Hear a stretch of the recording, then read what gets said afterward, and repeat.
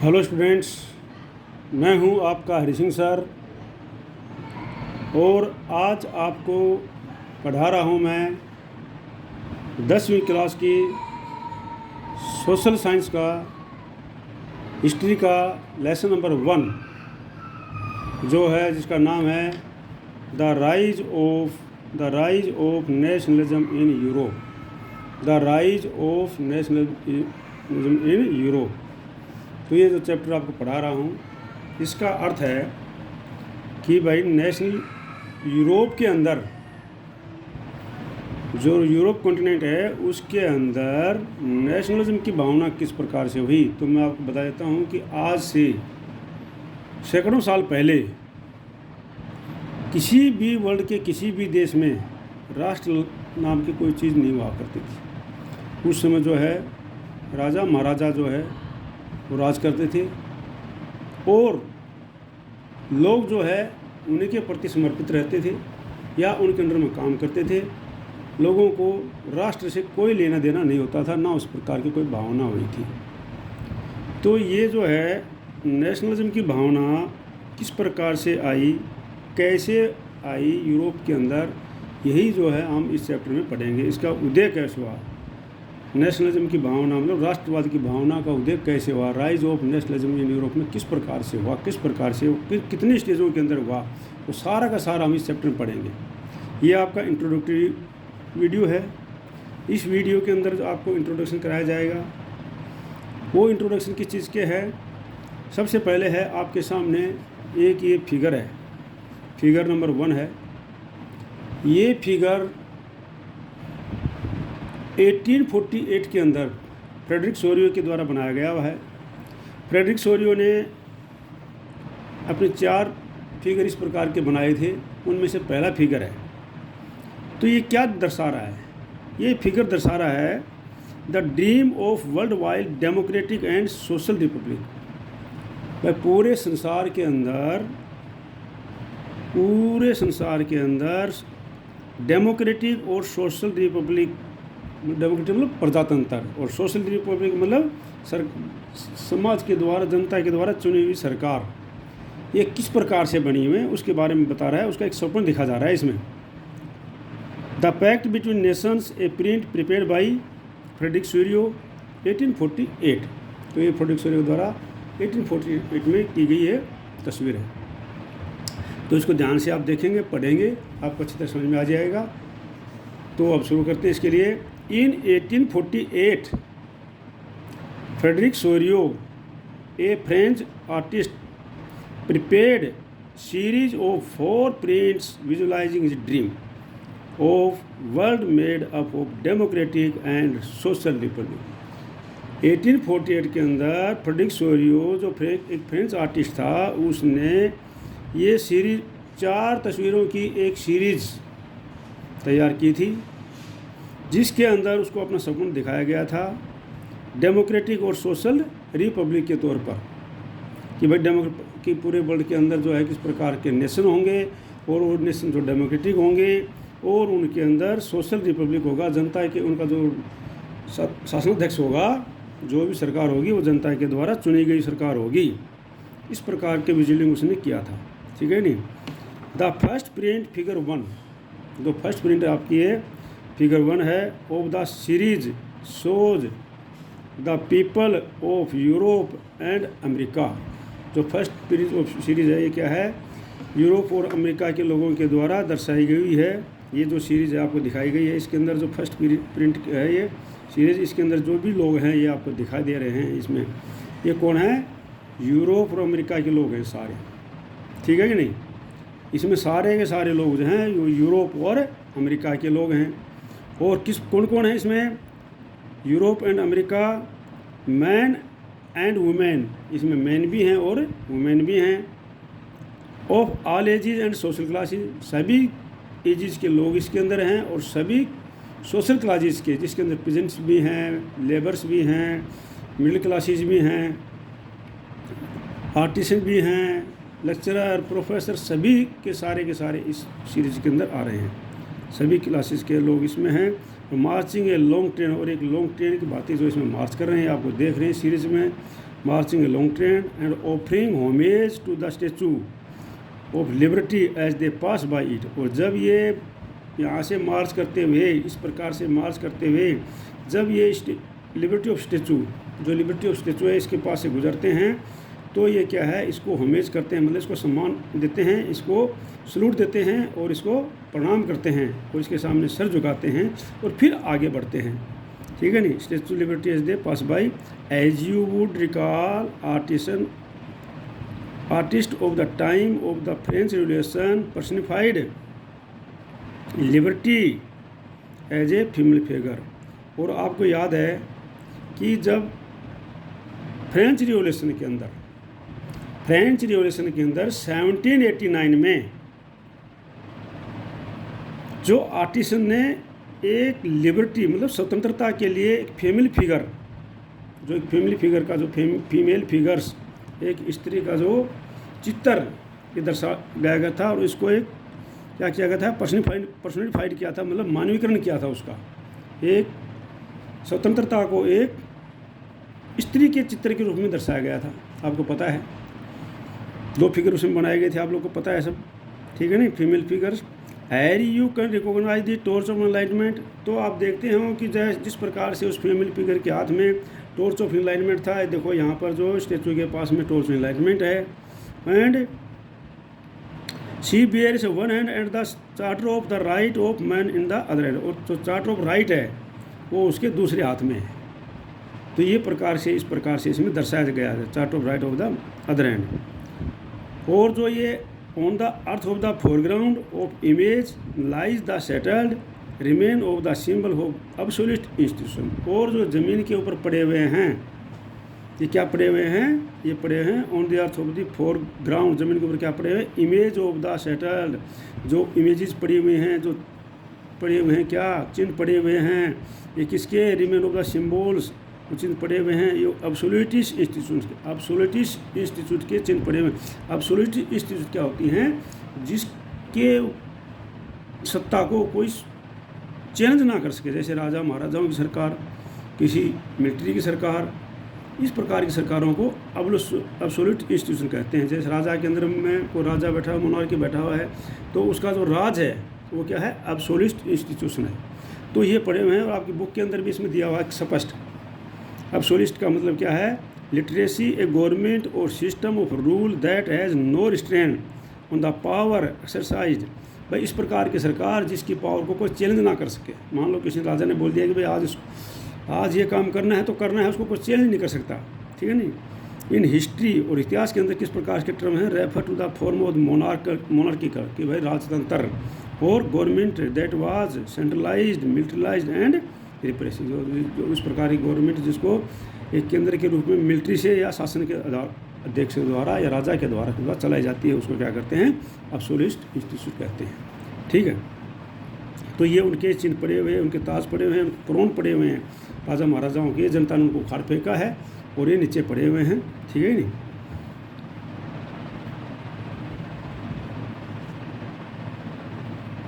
इन सोरियोज utopian vision, Sorio का जो utopian vision था, यूटोपियन विजन क्या होता है कि जो उस समय एग्जिस्ट नहीं है, उस समय मतलब वो नहीं है और उसको कल्पना की जाए। मान लो उस समय जब सोरिया था, उस समय जो नेशनल डेमोक्रेटिक नहीं था, लेकिन उसने इसकी कल्पना की थी। एक नेशन नहीं थे लेकिन नेशन की कल्पना की थी, तो उस यूटोपियन विजन था उसका। The people of the world are grouped as district nation. जो यहाँ पर जो लोग इकट्ठे हो रखे हैं, किस प्रकार से ग्रुप में हो रखे हैं और एक नेशन के रूप में हो रखे हैं कि सबका अपना अपना नेशन। और किस प्रकार से नेशन पहचान हो रहे हैं, उनकी आइडेंटिफाइड थ्रू देयर फ्लैग्स, और उनके कलर के द्वारा, उनके जो फ्लैग्स हैं उनके द्वारा उसकी पहचान की गई जा रही है। Their flags and national custom, और उनकी जो नेशनल कस्टम है, जो राष्ट्रीय पहनावा उनका, उसके द्वारा उन लोगों की पहचान की जा रही है कि भाई ये अमेरिका के हैं, ये फ्रांस के हैं, जर्मन के हैं, ये ब्रिटेन के हैं, ठीक है नहीं, ये इटली के हैं। इस प्रकार के इनको द्वारा इनकी पहचान की जा रही है और ये सारे लोग इकट्ठे हो रखे हैं यहाँ पर डिस्ट्रिक्ट नेशन के तौर पर, identified through their flags and nation customs. मैंने आपको समझा दिया है।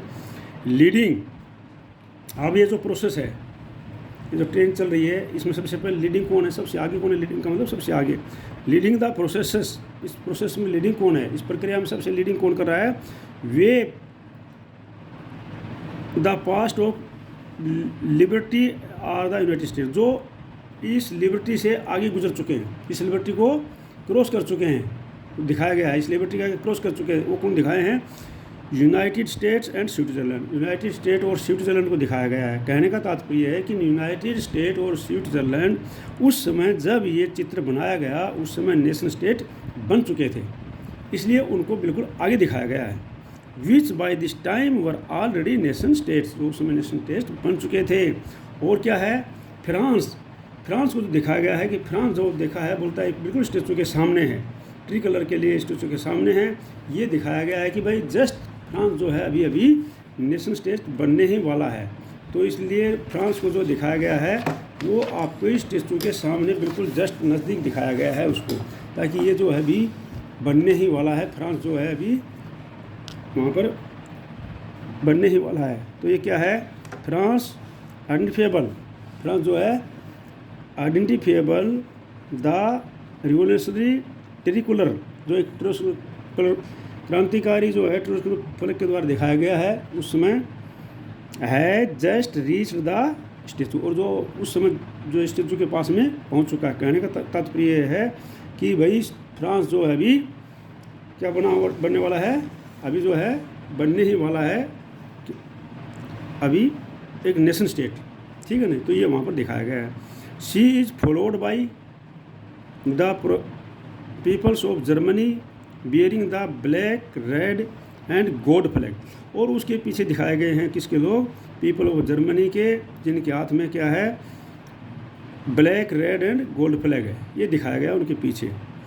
और सबसे इंटरेस्टिंगली बात क्या है, जो सबसे इंटरेस्ट वाली बात यह है कि at the time when Sorio created this image, जब सोरियो ने ये इमेज क्रिएट की थी, ये इमेज बनाई थी, the German people did not yet exist at United nation, तो जर्मन लोग जो उस समय एक यूनाइटेड नेशन के रूप में हुआ ही नहीं करते थे, मतलब जर्मन नाम की कोई स्टेट वहाँ पर हुआ ही नहीं करती थी, जर्मन नाम का कोई भी राज्य वहाँ पर नहीं था। तो फिर ये लोग कौन हैं जो स्टेचू के सामने से ट्रिकलर लेके खड़े हुए स्टेचू के पास फ्रांस के पीछे? The flag they carry in expression of liberal hopes in 1848 to unify the numerous German speaking principalities into a nation state numbers a democratic constitution. जो ये लोग खड़े हैं ये कौन हैं? ये वो हैं कुछ जर्मन स्पीकिंग लोग हैं, जो जर्मन स्पीकिंग लोग हैं जो अपने आप को एक नेशन के रूप में इकट्ठा करना चाहते हैं और एक संवैधानिक डेमोक्रेटिक संवैधानिक सरकार बनाना चाहते हैं अपने देश के अंदर। जो जर्मन बोलने वाले लोग हैं, जितने लोग जर्मन भाषी लोग थे, वो सारे के सारे अपना एक फ्लैग लेकर के खड़े हुए हैं कि भाई हम भी जो है अपने देश को एक जर्मन देश बनाएंगे और जिसके अंदर एक डेमोक्रेटिक सरकार होगी और हमारा भी एक नेशन होगा और एक संविधान होगा, कॉन्स्टिट्यूशन होगा। ये उन्होंने देखे, ठीक है ना। फॉलोइंग द जर्मन पीपल, अब जर्मन पीपल के पीछे कौन कौन है? Are the people of Austria, Austria के लोग हैं। The kingdom of the two Sicilies, the two Sicily साम्राज्य के लोग हैं, किंगडम ऑफ टू सिसिलीज के हैं। लोम्बार्डी के हैं, पोलैंड है, इंग्लैंड है, आयरलैंड है, हंगरी एंड रशिया, ये लोग जो है उसके पीछे खड़े हुए हैं। फ्रॉम द हेवंस, और जो आप देख रहे हैं कि भाई हेवन स्वर्ग के ऊपर से, above the Christ saints and angels gaze upon the scenes, और जो है हेवन स्वर्ग में से जो ये देख रहे हैं आप इसके अंदर चित्र के अंदर, ये लोग क्रिस्ट हैं, यहाँ पर एंजल्स हैं, हेवंस के अंदर से सारे के सारे जो है ये इस सीन को देख रहे हैं कि भाई किस प्रकार से एक यूनाइटेड स्टेट बनाया जा रहा है। तो ये इस सीन को देख रहे हैं ऊपर से, इस प्रकार से इमेज में दिखाया गया है, ठीक है कि नहीं।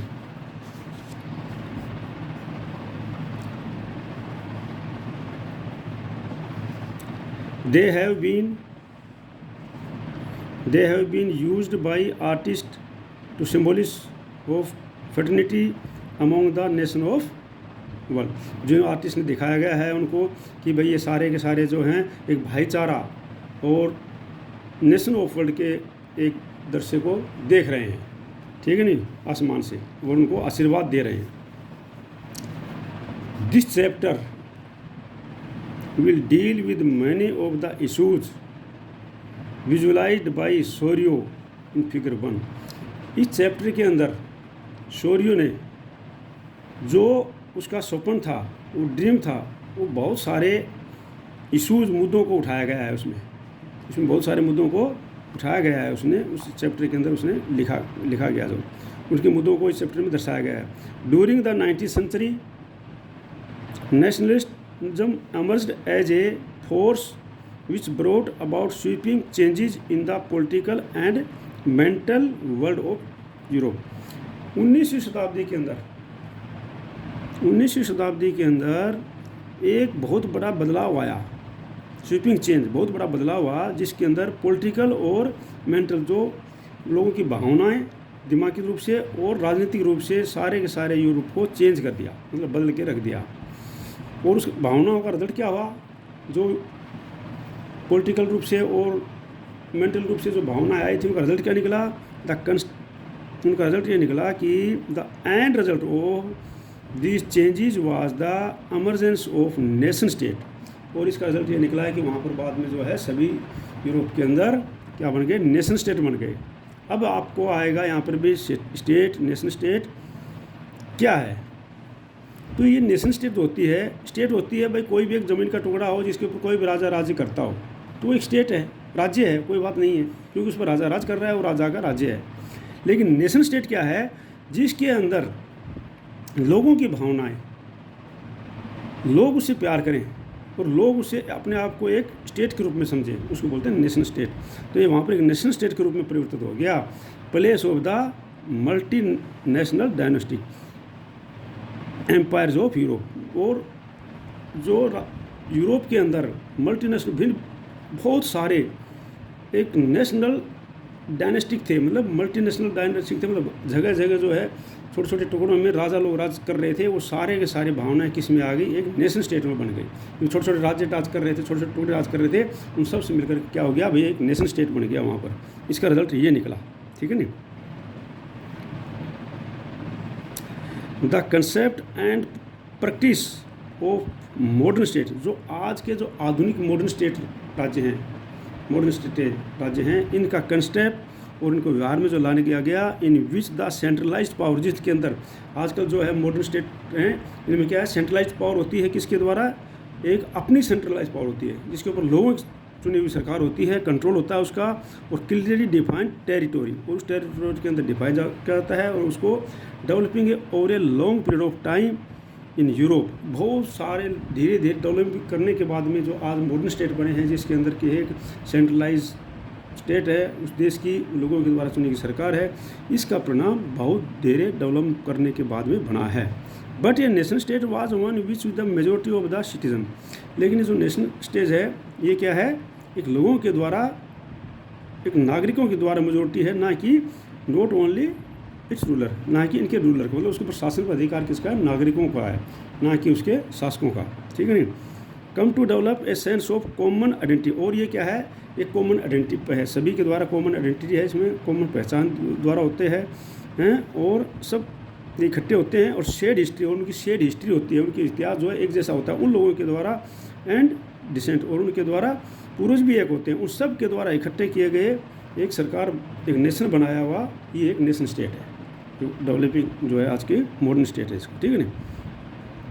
इसके बारे में बताया गया, this commonness did not exist from time immemorial, it was forged through the struggle, through the action of leader and the common people. ये क्या है, समय समय के अनुसार इसको परिवर्तन होता क्या गया है कि स्ट्रगल के, और लोगों के स्ट्रगल के द्वारा, और लीडर के एक्शन के द्वारा, और कॉमन पीपल के एक्शन के द्वारा इसको समय पर परिवर्तित होते गए। तो this chapter will look at the diverse process. अब इस चैप्टर के अंदर भिन्न भिन्न प्रकार के प्रोसेस, क्या प्रोसेस चले, किस प्रकार से क्या क्या हुआ, किस प्रकार से वो हम पढ़ेंगे कि भाई किस प्रकार से लोगों के, कौन से राज्य लोगों के लीडरों के द्वारा एक्शन लिए गए, कब जनता के द्वारा एक्शन लिए गए, कब फिर क्या हुआ, कब क्या हुआ, वो हम सारा का सारा प्रोसेस इस चैप्टर में हम पढ़ेंगे। थ्रू दिस नेशन स्टेट का जो चैप्टर है ये हम पढ़ेंगे। And nationalism come into being a 19th century Europe, और यूरोप के अंदर जो नेशनलिज्म आया 19th सेंचुरी के अंदर, उसको हम इसको तसल्ली से पढ़ेंगे, ठीक है। 19th सेंचुरी के अंदर यूरोप के अंदर नेशनलिज्म आया, इसको हम तसल्ली से पढ़ेंगे। ठीक है कि नहीं। तो ये यहाँ पर जो है इंट्रोडक्शन वीडियो था आपका ये।